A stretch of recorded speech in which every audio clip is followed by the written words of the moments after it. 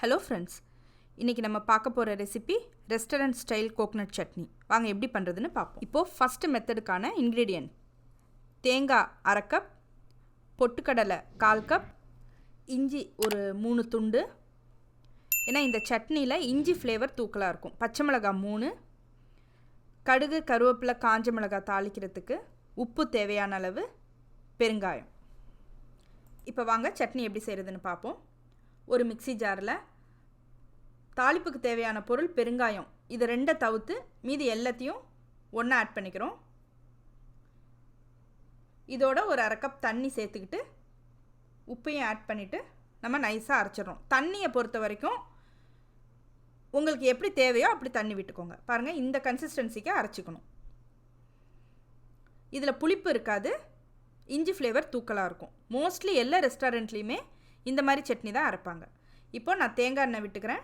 கடுகு, கருவேப்பிலை, காஞ்ச மிளகாய் போட்டு தாளிச்சிக்கிறேன். கடுகு பொரிஞ்சோன்னே பெருங்காயம் ஆட் பண்ணிக்கிறேன். பாருங்கள், இது ஒரு மெத்தட். இந்த மெத்தடில் புளிப்பு இருக்காது, இஞ்சி ஃப்ளேவர் தூக்கலாக இருக்கும். இது ஃபஸ்ட் மெத்தட். இப்போ வாங்க செகண்ட் மெத்தட் எப்படி செய்கிறதுன்னு பார்ப்போம். இப்போது அதுக்கான இன்க்ரீடியன்ட்ஸ் என்னென்னு பார்ப்போம்.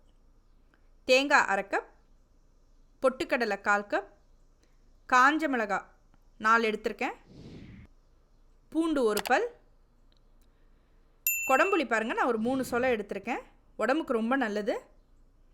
உங்களுக்கு கொடம்புளி வேண்டாம் அப்படின்னா நம்ம நார்மலாக குழம்புக்கு யூஸ் பண்ணுற புளி இந்த சைஸ் எடுத்துக்கோங்க. வெங்காயம் 1/4 வெங்காயத்துக்கும் கம்மியாக எடுத்துக்கோங்க. உப்பு தேவையான அளவு, கடுகு, கருவேப்பிலை தாளிக்கிறதுக்கு பெருங்காயம். இப்போ வாங்க எப்படி செய்கிறதுன்னு பார்ப்போம். மிக்ஸி ஜாரில் தாளிக்கிறதுக்கு தேவையான பொருள் தவிர மீதி எல்லாத்தையும் நம்ம சேர்த்துக்கிறோம்.